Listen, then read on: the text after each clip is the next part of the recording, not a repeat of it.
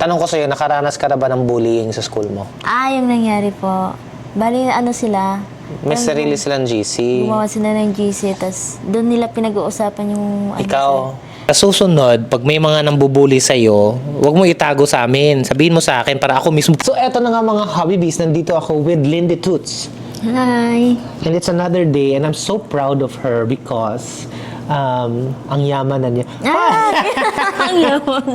Hindi ka po. Hindi, itong batang to, ang dami niyang ipon, pero kung meron kang nilalabasan ng pera mo dun sa family mo, di ba? Oh. Lagi ka nagpapadala. Ano mga napagawa mo na nga sa family mo? Napaalis ko na yung bahay, sir.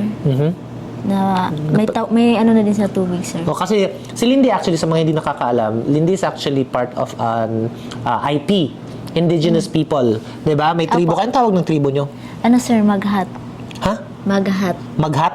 Ayan. So, bukid na bukid. Kaya nga kami hindi Maghat, Ituman, at saka... maraming Bukidnon. tribo doon. Ganyan. Oo. Pero ikaw sa Maghat ka na tribo. Tapos, kaya nga kami nahirapan kami pumunta doon sa inyo. Kaya hindi kami natuloy doon pag-akyat sa bukid kasi sobrang hirap pala pasukin yung... Mahirap pa po yung daan. Oo, yung daan Pagka papunta naulan doon. po. Pero, napalagyan mo na ng tubig, di ba? Tapos, Dati kasi, sir, nag-iigib na kami, malayo po eh. oo. Tapos, sabi mo, plano mo sila bigyan ng panghanap buhay sana, Opo, di ba? sir. Pinaplanuhan ko po ngayon, sir, kung ano po. Anong plano sa mga tindahan? Ganun siguro? Sari-sari store? Nag-isipan ko pa po, sir, kasi maraming... Oo. Okay naman yung ginagawa niya na nag-iipon and all for the family. Pero sabi ko sa kanya, wag mo kalimutan.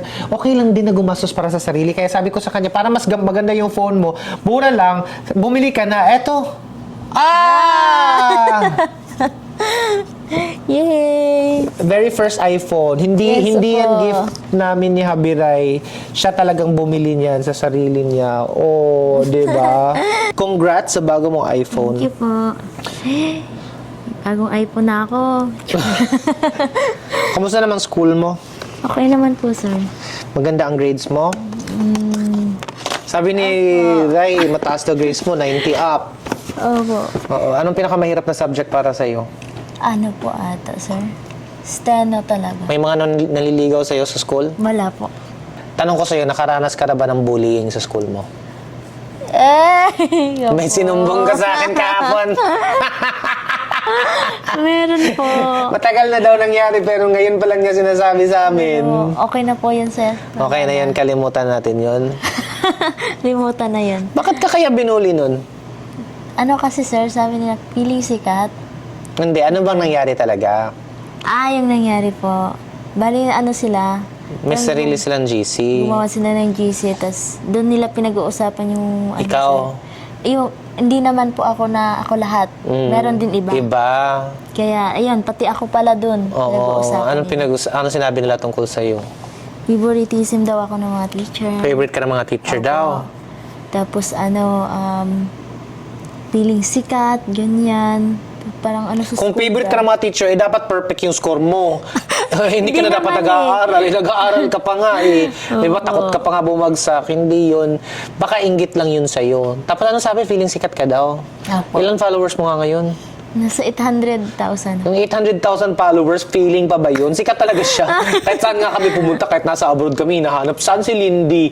Ganun nga kaya, hindi, inggit lang yan. Tapos nalaman ko yung mga nag-bully sa'yo pala, or naganyan sa'yo ay, tawag nito, nangutang pa sa'yo yun. Pinapautang ko naman, sir, pero binabayaran naman na nila. Oo. Pero, actually, sa akin lang, sila yung mga lumalapit sa'yo pag may kailangan Opo. sila. Pero, pag nakatalikod ka, may mga sinasabi silang mali. Paano mo nalaman na pinag-usapan ka? Bale yung ano nila, may isa silang kaibigan na ganyan, na andun din sa GC. Tapos sinend sa akin kasi... Nag-screenshot siya sa GC ng mga pinag-uusapan. Pero bakit daw nila ako pinag-uusapan kasi yung bait-bait ko naman daw po sa kanila. Kaya yun, siya naawa sa akin. Ganun. Oo. Siya. Tapos nung nalaman mo, anong ginawa mo? Ano ko sila, sir, minention ko sila sa GC. May GC kasi. Oo, diniretso mo sila. Opo. Sabi ko, ano bang, Sabi mo kasalanan sa ko mga bruha kayo. Ay, hindi po. Sinabi ko, ano bang mali ko? Bakit niyo ako pinag-uusapan? Oo. Dapat, kinausap niyo ako ng personal. Yun naman talaga ang tama. At ang tunay na kaibigan, kung may problema sa'yo, dapat diretsyo sasabihin sa'yo. Opo. Pero may mga tao kasi na pag may kailangan, lalapit sila sa'yo, pero pag talikod mo, ikaw talaga yung pulutan nila sa chismisan. Ano man sagot nila? Nung diniretso mo sila.